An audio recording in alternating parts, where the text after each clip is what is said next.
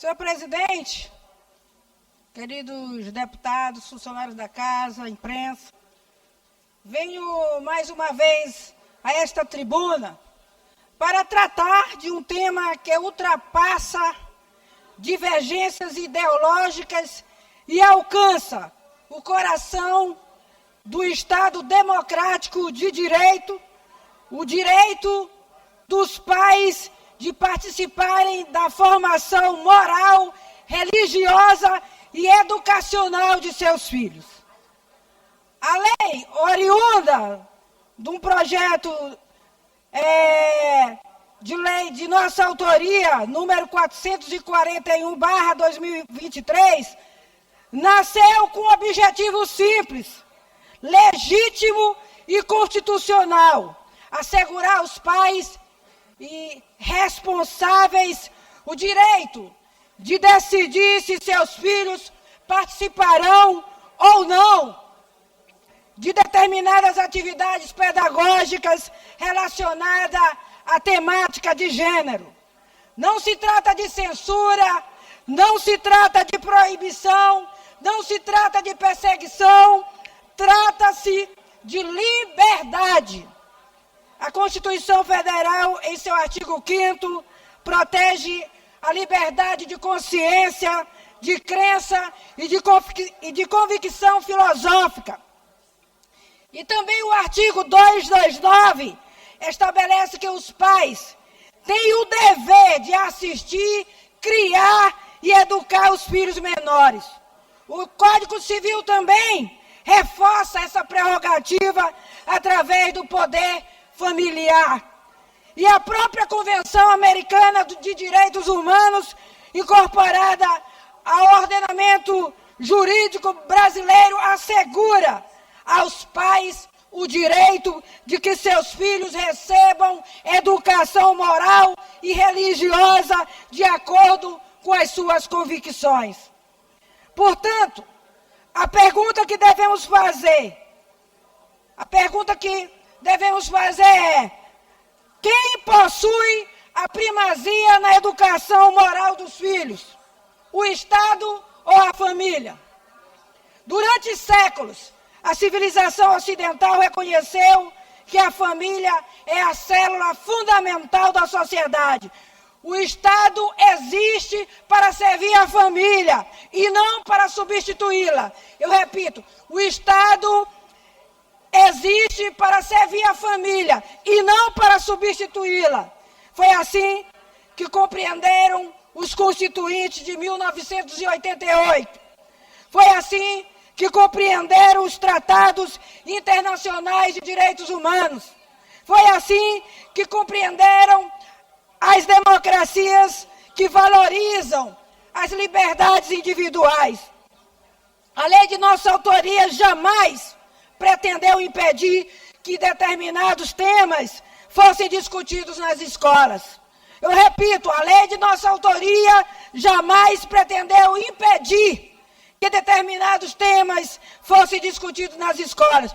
O próprio parecer que fundamentou a derrubada do veto deixa claro que o objetivo da norma não é proibir conteúdos, mas assegurar que ninguém seja obrigado a participar de atividades que contrariam profundamente suas convicções religiosas e morais. O que se buscou foi equilíbrio, senhores deputados. Respeito à diversidade sem anular a liberdade de consciência. Respeito à educação sem eliminar a autoridade dos pais. Respeito à escola sem transformar a escola em substituta da família.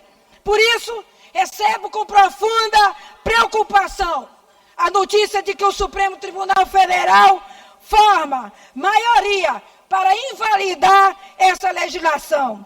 O debate aqui não é sobre gênero, deputada Ana do Gás. O debate é sobre separação de poderes. O debate é sobre limites institucionais da atuação do judiciário. O debate é sobre quem tem a legitimidade democrática para legislar o Brasil. Para legislar no Brasil. Peço que libere o áudio para que a deputada Micael possa concluir. A Constituição consagrou o princípio da independência e harmonia entre os poderes. O poder legislativo legisla. O poder legislativo legisla. O poder executivo administra. E o poder judiciário julga. Quando o judiciário passa a substituir reiteradamente a vontade do parlamento, especialmente em temas de elevada sensibilidade moral e social, surge um fenômeno que preocupa juristas de todas as correntes, o ativismo judicial. E o ativismo judicial, senhores deputados, não se caracteriza apenas quando uma decisão desagrada determinado grupo político. Ele se caracteriza quando interpretações judiciais passam a ocupar quem pertencem ao debate legislativo e à soberania popular. Essa casa debateu, essa casa votou, essa casa derrubou o veto, essa casa exerceu uma competência que lhe foi conferida pelo povo maranhense. Quando decisões judiciais anulam escolhas políticas legítimas realizadas pelos representantes eleitos da população, cria-se uma perigosa concentração de poder incompatível com o espírito republicano. A história nos ensina que nenhuma democracia se fortalece quando tem um único poder. Quando o único poder passa a definir sozinho os rumos morais, culturais e educacionais da sociedade. A democracia exige pluralismo, exige divergência, exige respeito às diferenças, exige que milhões de pais brasileiros tenham o direito de transmitir aos seus filhos valores que consideram corretos. Não estamos falando de intolerância, estamos falando de liberdade.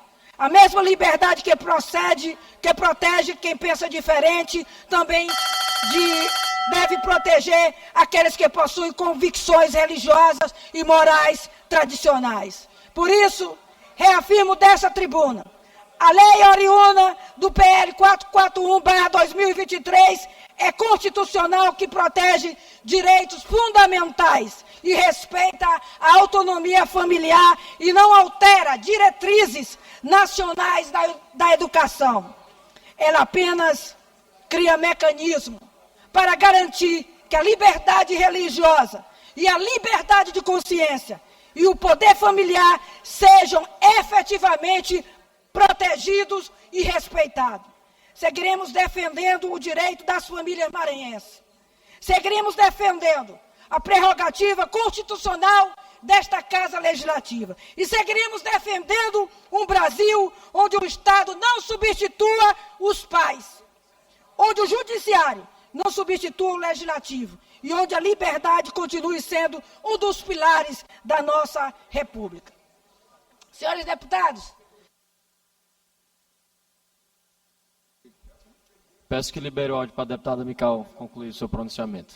Aqui aproveitar para parabenizar ao nosso governador Carlos Brandão, que Deus renove os seus anos de vida, lhe dando força, lhe dando ainda mais capacidade e inteligência e sabedoria na condução do nosso Estado, e que as bênçãos do Senhor possam se estender a toda a sua família. E que Deus os livre cada vez mais dessas perseguições, desses levantes que têm cada vez mais tentado atrapalhar a sua administração pública. E eu quero aqui fazer uma crítica à oposição aqui dessa casa, que veio aqui para falar do aniversário do governador, mas não veio aqui para falar do fiasco que foi o lançamento da pré-candidatura do candidato deles. Quer dizer, aproveita para falar que foi um fiasco o lançamento da pré-candidatura do candidato de vocês, e não para vir falar aqui, atacar o governador logo no dia do seu aniversário. Fale! A gente olhando aí, deputado Florencio, a gente olhando as imagens lá deles discursando e tudo, o rosto, o semblante todo decaído, todos constrangidos, realmente O lançamento, eu repito, foi um fiasco do vice-governador. Essa é a minha colocação e minha crítica. Venham falar aqui. Falam aqui do lançamento. Ó, foi apenas assim, eu poderia dizer, foi um evento nanico. Essa é a verdade. Muito obrigada, senhor presidente.